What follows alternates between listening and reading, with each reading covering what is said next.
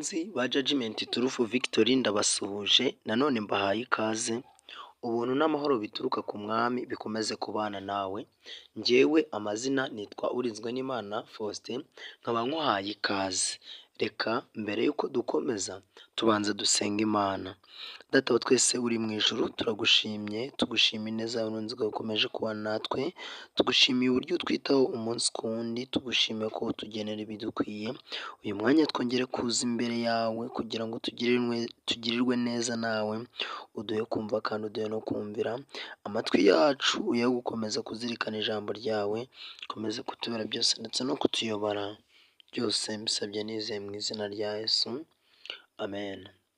Mukunzi wa Judgment Turufu Victory, uyu munsi tugeze mu itangiriro igice cya 43. Igice cya 43, aho tugiye kureba bene Yakobo basubira muri Egiputa guhaha. Twabonye ko ku munsi w'ejo bavuye guhaha, bagenda babwira ise amakuru y'ibyababayeho, igihe n'ubundi bavandimwe ba Yosefu bamusangaga muri Egiputa. Rero uyu munsi tugiye kureba bene se cyangwa bene Yakobo basubira muri Egiputa guhahayo. Inzara irushaho kuba nyinshi mu gihugu, bamaze imyaka y'impeke bakuye muri Egiputa. Se arababwira ati nimusubireyo muduhahire utwo kurya. Yuda aramubwira ati wa mugabo yaratwihanangirije ati ntimuzance iryera mutazanye na murumuna wanyu, watwoherezanya na murumuna wacu twagenda tukaguhahirayo, ariko nutamwohereza ntitujyayo, kuko wa mugabo yatubwiye ati ntimuzance iryera mutazanye na murumuna wanyu. Isiraheli arababaza ati ni iki gitumye mungirira nabi mutyo, mukambwira uwo mugabo yuko mufite mwene so wundi? Baramusubiza bati uwo mugabo yatubajije atwinja uko turi ubwacu na bene wacu uko bari, ati muracyafite so? Mufite mwene so wundi? Tumusubiza ibyo yatubajije. Tuba twaramubwiwe n'iki yuko ari butubwire ati muzane murumuna wanyu? Yuda abwira se Isiraheli ati nyohererezanya n'uwo muhungu, turahaguruka tugende, tubeho tudapfana nawe n'abana bacu. Mbaye umwishingizi we, abe ari njye uzamubaza. Nintamukugarurira nkamugushyikiriza, nzaba ngukoreye icyaha kitazamvaho iteka. Iyo tudatinda, nzi yuko none ubu tuba twaragarutse ubwa kabiri.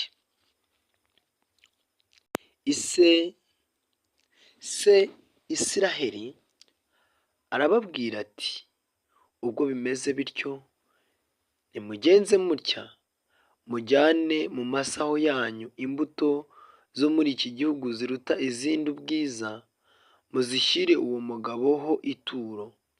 Mujyane umuti womora muke n'ubuki buke n'imibavu n'ishangi n'ububemba n'indozi, kandi mujyane ifeza z'ingereka zingana nazo, n'ifeza zagarutse mu minwa y'amasaho yanyu, muzisubizeyo.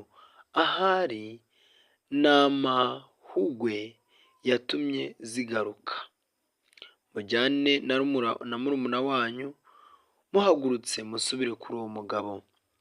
Imana ishobora byose ibahe kubabarirwa nawe, ngo ababohorere mwene so wundi na Benyamini, nanjye niba bikwiriye ko mba incike nzabeyo.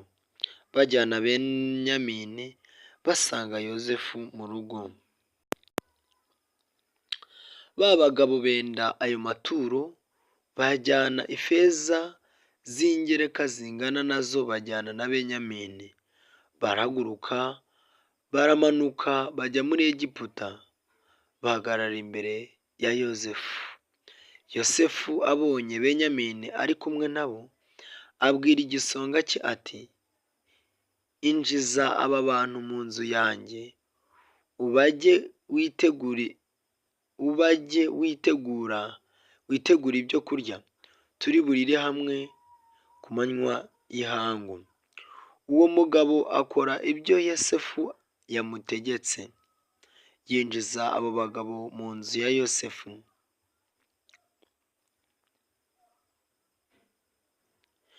Baratinya kuko yabinjije mu nzu ya Yosefu, baravuga bati, ifeza zagarutse mu masaho yacu ubwo twazaga imbere, nizo zatumye batwinjiza ngo adushakaho urwitwazo, adusumire, atunyagane n'indogobe zacu tube imbata.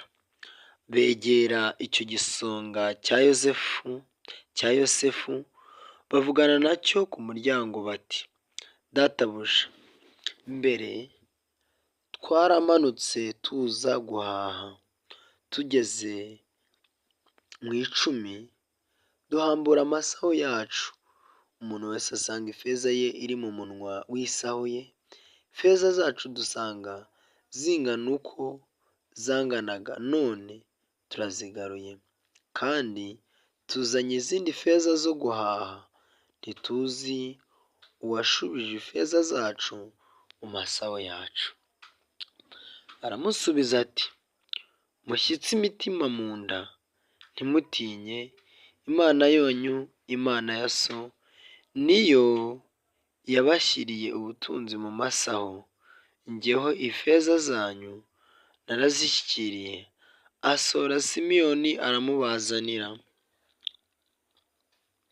Nuko wa mugabo yinjiza abo bagabo mu nzu ya Yosefu, abaha amazi boga ibirenge, agabura n'indogobe zabo. Begeranya amaturo kugira ngo Yosefu naza ku manywa y'ihangu asange biteguye kuyamutura, kuko bari bumvise yuko bari burire hamwe nawe. Yosefu atashye, bamusangisha mu nzu ya maturo bazanye, bamwikubita imbere bubamye, ababaza uko bari, kandi ati, so aracyakoma? Wa musaza mwavugaga aracyariho? Baramusubiza bati, data umugaragu wawe ni muzima, aracyariho. Barumuna bikubita hasi. Yubura amaso abona Benyamini murumuna we, mwene nyina, arababaza ati, uwo ni we muhererezi wanyu mwambwiraga? Maze aramubwira ati, Imana ikugire neza mwana wanjye. Yosefu yihuta kugenda kuko umutima we wari ufitiye urukumbuzi mwene nyina, ashaka uko aririra, yinjira mu nzu haruguru ayiriramo. Yiyuhagira mu maso, aragaruka ariyumanganya, aravuga ati, nimwarure ibyo kurya. Bamugaburira ukwe, na bene se babagaburira ukwabo. N'Abanyegiputa bariraga hamwe nawe babagaburira ukwabo, kuko Abanyegiputa batasangiraga n'Abaheburayo, kuko cyari kizira ku Banyegiputa. Bicara imbere ye, bicazwa uko bakurikirana, imfura uko ubukuru bwayo buri, n'umuhereza uko ubuto bwe buri, bavugana batangara. Yosefu ategeka ko babazanira amagaburo yari imbere ye, ariko igaburo rya Benyamini riruta ayabo 5. Baranywa baranezeranwa nawe. Muvandimwe, iki ni igice cya 43 mu gitabo cy'Itangiriro.